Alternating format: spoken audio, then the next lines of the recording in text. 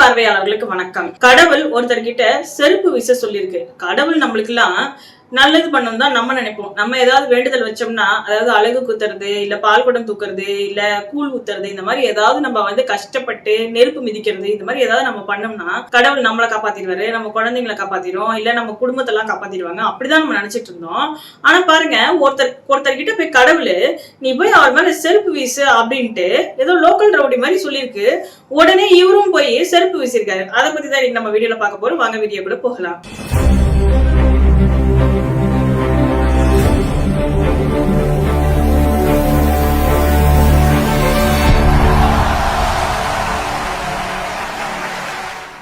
உச்ச நீதிமன்ற தலைமை நீதிபதி PR கவாய் அவர் மேல ஒரு வழக்கறிஞர் 71 வயது முதியவர் அவர் செருப்பு வீசியிருக்காரு. அதுவும் ஓபன் கோர்ட்ல கேஸ் நடந்துகிட்டு இருக்கும் போது. அவர் பேர் கிஷோர். அவர் எதுக்காக அந்த செருப்பு வீசினாரு அப்படின்னா, எப்படி வழக்கு நடந்துகிட்டே இருக்கு, இவர் பாட்டுக்கு செருப்பை வீசிட்டு பயங்கரமா கோஷம் போட்டிருக்காரு. உடனே போலீஸ் எல்லாம் அவரை பிடிச்சி அப்படியே தூக்கிட்டு போய் வெளியில விட்டுட்டாங்க. உடனே நீதிபதி டக்குன்னு சுதாரிச்சுக்கிட்டு யாரும் எதுவும் பண்ணாதீங்க, அதெல்லாம் நம்மளுக்கு எந்த டிஸ்டர்பன்ஸும் இல்ல, நம்ம பாட்டுக்கு வழக்க கவனிப்போம் அப்படின்னு சொல்லிட்டு அவரும் அப்படியே கேஸை நடத்திட்டு இருக்காரு. போலீஸ் இவரை தூக்கிட்டு போய் அங்க உள்ள வச்சுட்டு எதுக்குப்பா நீ இதெல்லாம் பண்ண அப்படின்னு கேட்கும் போது அவர் ஒரு விஷயம் சொல்றாரு. என்ன விஷயம்னா, செப்டம்பர் 16ஆம் தேதி ஒரு வழக்கு PR கவாய் முன்னாடி வந்திருக்கு. அந்த வழக்கு விசாரிச்ச உச்சநீதிமன்ற தலைமை நீதிபதி என்ன வழக்கு அப்படின்னு பாத்தீங்கன்னா, மத்திய பிரதேசத்துல கஜ்ராஹோ டெம்பிள் சிட்டின்னு ஒரு இடம் இருக்கு. அந்த இடத்துல ஒரு விஷ்ணு கோவில் இருக்கு.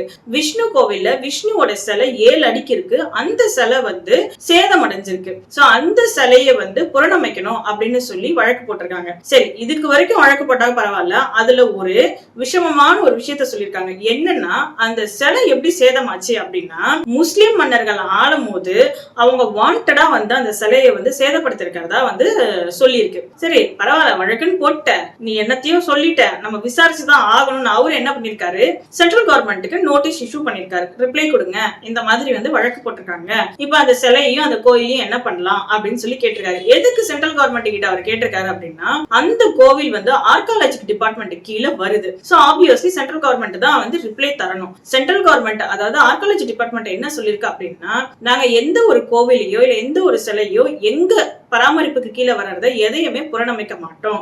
ஏன்னா இது கவர்மெண்ட் ப்ராப்பர்ட்டி, பிளஸ் இது வரலாற்றை அப்படியே வைக்கிறது தான் எங்களோட வேலை. அதை பாதுகாக்கிறது மட்டும்தான் எங்களோட வேலையை தவிர்த்துட்டு அதை புறணமைக்கிறது எங்களுடைய வேலை இல்ல அப்படின்னு அவங்க சொல்லியிருக்காங்க. இதை கேட்ட நீதிபதி என்ன சொல்லியிருக்காரு, என்னப்பா நீ போட்ட பெட்டிஷன்ல இப்படி கவர்மெண்ட் சொல்லிருச்சு, இனி நான் என்ன செய்ய முடியும், இனி உங்க விஷ்ணு, அதாவது உங்க கடவுள் தான் ஏதாவது அவருக்கா அவரா புறணமைச்சுக்கணும் அப்படிங்கிற மாதிரி ஒரு கமெண்ட் சொல்லிட்டாங்க. அவ்வளவுதான்.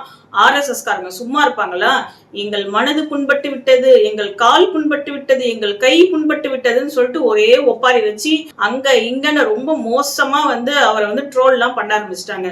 ஏன் இந்த விஷயத்துல அவ்வளவு அக்ரெசிவா அவங்க இறங்குனாங்க அப்படின்னா, உச்சநீதிமன்ற தலைமை நீதிபதியா முதல்ல புத்த மதத்தை சேர்ந்த ஒருவர் நீதிபதியா ஆகியிருக்காருன்னா அது இவர் தான், PR கவாய் தான். அது மட்டும் இல்லாம அவர் ஒரு தலித் சமூகத்தை சேர்ந்தவர். அதனால இவங்க என்ன பண்ணிட்டாங்கன்னா, எங்க மதத்தை நீ இழிவுபடுத்திட்ட, எங்க மனசு புண்பட்டுருச்சு, புண்ணா ரொம்ப ஆறி போச்சு, அந்த புண்ணு ரொம்ப ஆனதுனால அதுக்கு மருந்தே இல்ல அப்படிங்கிற மாதிரி ஒப்பாரி வைக்க ஆரம்பிச்சிட்டாங்க. இத கேள்விப்பட்ட நீதிபதி என்ன சொல்லியிருக்காரு அப்படின்னா, எனக்கு அந்த மாதிரி எந்த இன்டென்ஷனும் கிடையாது, நான் எல்லா மதத்தையும் சமமா தான் பாக்குறேன், அந்த விஷயத்துல கவர்மெண்ட் என்ன சொல்லுச்சோ அதை தான் நான் சொன்னேன் அப்படின்னு ஒரு விளக்கமும் கொடுத்துட்டாரு. அப்பயும் இவங்க சும்மா இல்ல. இந்த விஷயம் செப்டம்பர் 16ஆம் தேதி நடக்குது.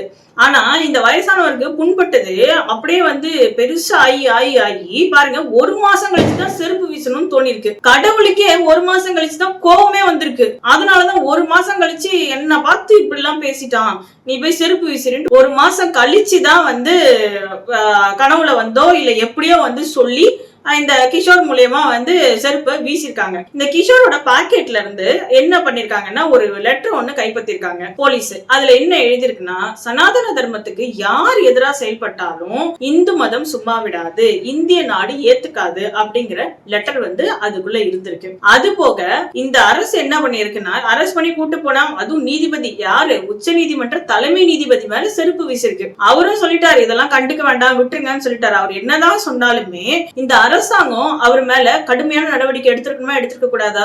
எடுக்கவே இல்லைங்க. 3 மணி நேரத்துல அவரை வந்து விடுவிச்சுட்டாங்க. விடுவிச்சது மட்டும் இல்லாம எந்த செருப்பை தூக்கி வீசினாரோ அந்த செருப்பை அழகா கிஃப்ட் மாதிரி பேக் பண்ணி, அந்தாப்பா நீ போட்ட செருப்பு பத்திரமா இருக்கா, கரெக்டா இருக்கா, சைஸ் எல்லாம் கரெக்டா இருக்கான்னு பாத்துக்கொண்டு கூட சொல்லிருப்பாங்களோ என்னமோ, அப்படி வந்து செருப்பையும் திருப்பி கொடுத்து அவரை அனுப்பிச்சிட்டாங்க.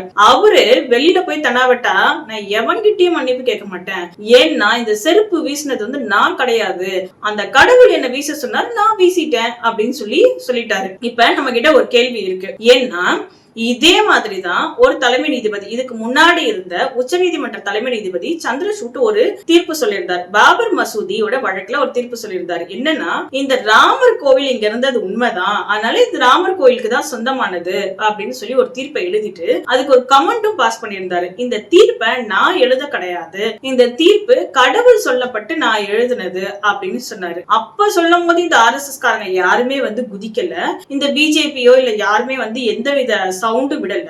ஆனா அதே மாதிரி கிட்டத்தட்ட அதே மாதிரிதான் இவரு சொல்லியிருக்காரு.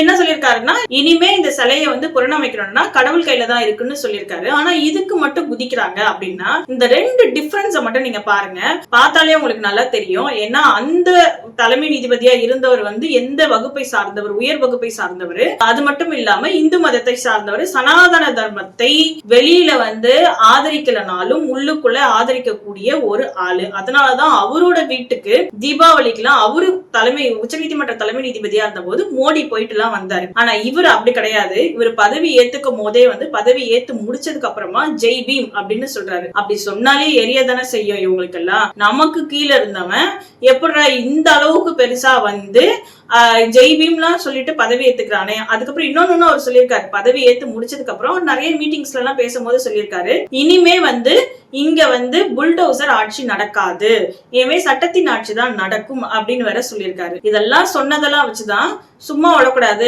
கடவுளை வச்சு நம்ம உடனே ஒரு வார்னிங் கொடுத்துடணும்னு சொல்லிட்டு கடவுளை வச்சுட்டு கடவுள் சொன்னதாக சொல்லி ஒரு வார்னிங் செருப்பை வீசிருக்காங்க. சரி, வீசப்பட்ட இந்த செருப்பு இதுக்கு யாரெல்லாம் கண்டனம் தெரிவிச்சிருக்காங்கன்னு பார்த்தா, இந்த இந்திய நாட்டுல இருக்கிற கிட்டத்தட்ட எல்லா முதலமைச்சர்களும் சொல்லிட்டாங்க, எல்லா அரசியல் கட்சி தலைவர்களும் சொல்லிட்டாங்க, வழக்கறிஞர்கள் சொல்லிட்டாங்க, மூத்த வழக்கறிஞர்கள் சொல்லிட்டாங்க, எல்லாருமே சொல்லிட்டாங்க. ஆனா நம்முடைய நாட்டு பிரதமர் இருக்காரு இல்லையா, அவரு சொல்லவே இல்லை, இன்சிடென்ட் நடந்து சொல்லவே இல்லை. இந்த நாட்டோட 3ஆம் தூணுன்னு சொல்லக்கூடிய நீதித்துறையை சார்ந்த உச்ச நீதிமன்ற தலைமை நீதிபதி மேல செருப்பு வீசப்பட்டிருக்கு. அதுக்கு உள்துறை அமைச்சரோ இல்ல சட்டத்துறை அமைச்சரோ இல்ல பிரதமரோ எந்தவித கண்டனமும் தெரிவிக்கலைங்க.